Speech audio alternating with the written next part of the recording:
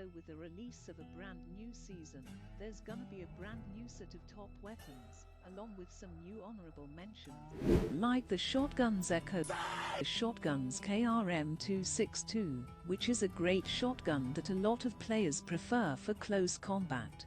The gun has a fast fire rate, but requires at least 2 shots to get an enemy with full HP down, as it deals a damage of 75, and has a fire rate of 40 and HS-0405, that has the ability to one-shot opponents, as it has the most significant damage of 95 among shotguns, but has an awful fire rate of 5, so players are required to be highly accurate with the first shot.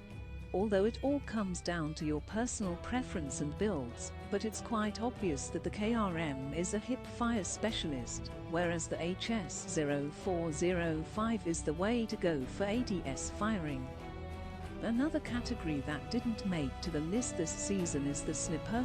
For those of you who think the NA-45 is on this list, please refer to the link in the description, where you can find a step-by-step tutorial on how to delete Call of Duty mode. First, let's talk about the DLQ.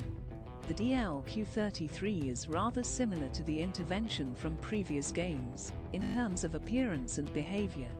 It has great dynamics, good sprint speed, good ADS speed, and a huge hitbox multiplier. Being able to one-shot kill when hitting the belly, this sniper rifle is one of the best choices for going close range. From Season 11, the gun became rather glitchy and sometimes give hit markers, even when hitting the one-shot zone. Now moving on to the Locus. The Locus is a bolt-action sniper rifle which can kill any enemy with one shot of the upper torso, neck, and head. The Locus's rate of fire is poor. Being a bolt-action weapon, this is to be expected, firing at 57 RPM, or just under 1 shot per second. The Locus's accuracy is superb. The sniper scope is unobstructed, and the center point is clear. The idle sway on the Locus is the lowest in class, with only 10 degrees of idle sway blast, but definitely not the least comes in the Arctic 50. The Arctic 50 has low recoil, high power, a one-shot kill to the head, neck, chest, and stomach areas, and a 5-round magazine. It is a well-rounded semi-automatic sniper rifle that rivals bolt-action ones by having a good fire rate, range and one-shot hitbox zone from above the chest. It is used a little bit differently than previous seasons with 10-round reload instead of stopping power. Now for the auto weapon fans, we have you covered. The next honorable mention, Man-O-War, the good 3-shot gun that once was at the top. A perfect companion for the people who like to sit at the end of map, with a damage of 34, and the Cardinal Camo having a sleek iron sight. This weapon deserves a try. The only things that could be a turn off would be its mobility and slow rate.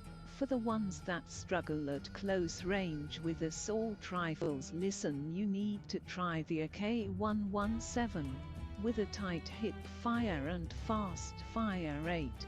After this recent buff, this is unstoppable in close range, and with a recent buff to certain attachments, mid-range fights are a breeze.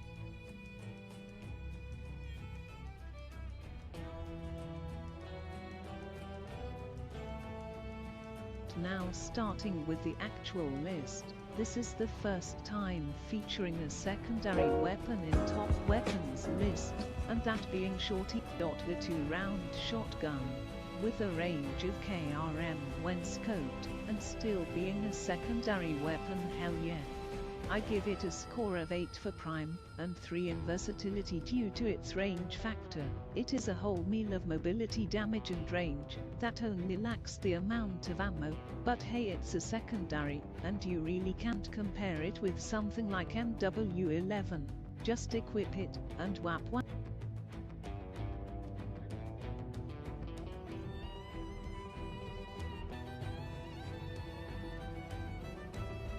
Okay, now moving on the 9th position, we have QXR, the best gun a few seasons ago, but after its nerf to damage and rapid fire perk, It's just not as good as its cousin QQ9 on 8 position. Both the guns have a remarkable fire rate, with equally good damage output, controllable recoil, but just lacks in the prime of close range, where other guns outshine both of them, and eliminate anyone in your wake.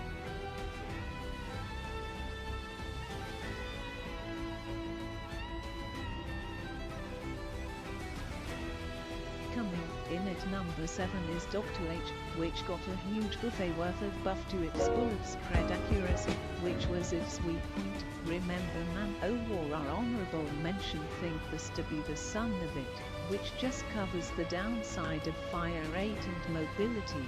Just hit 3 shots to upper body, with OTM mag equipped, and you are good to go with a mobility loadout. With a prime of 6 and versatility of 7 after recent buff, it definitely needs a try.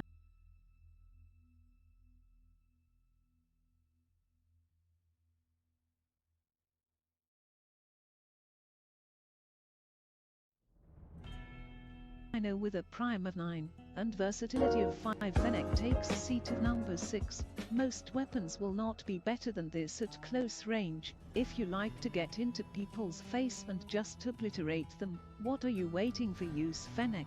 But only problem is that with a fire rate of 1111 RPM, it just burns out your bullets, and can't take a fight with more than 2 people with a mag of recently buffed 40 rounds.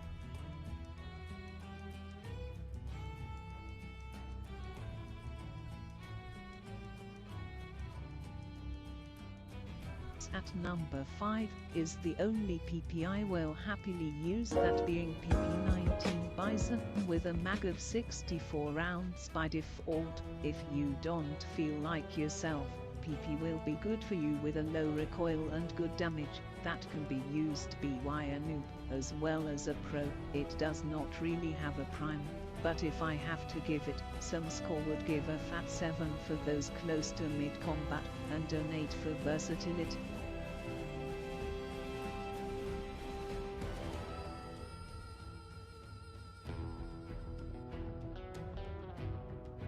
You wish to use an AR like a SMG, say no more, presenting you the S-Wall at number 4, that just decimates in close range, and has a built-in suppressor. For those sneaky SND plays, it's just like the AR version of MSMC, that can fall short to mid-range, but that's not recommended with the necessary attachments of extended mag. Just surprise your opponents in its prime of short range, with a score of 8, and a versatility of 8 as well.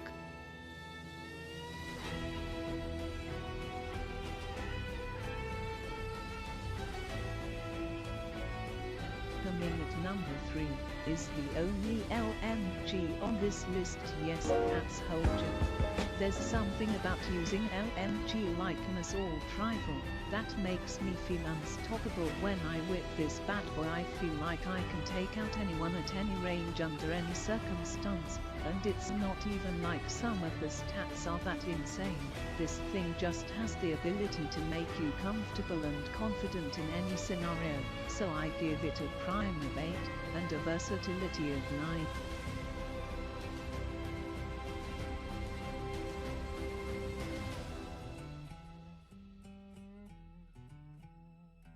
Now at the second position is a gun that's not even released, that being the gun Ryteka MR. It basically has 3 types of ammo. The first one, simple sniper ammo, that gives it the possibility of one shot anywhere in upper body excluding arms. The second ammo is thermite ammo like the one available on kilobolt action rifle, and is nothing special. You are good to go with normal ammo over this one.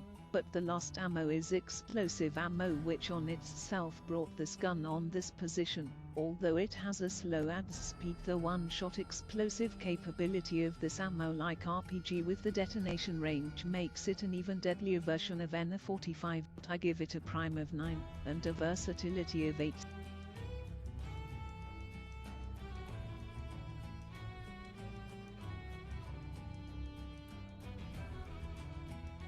Sitting at the top position of number 1 is MX9. That's a baby of QXR and Fennec. It has a time to kill faster than Fennec and range of QXR. The unique attachment similar to Peacekeeper Mark II is just a bonus, because they have minimal downsides and make an average weapon like MX9 the best.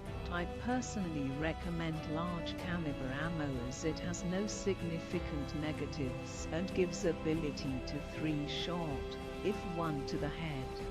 With that being said, this video comes to an end, so goodbye till next video.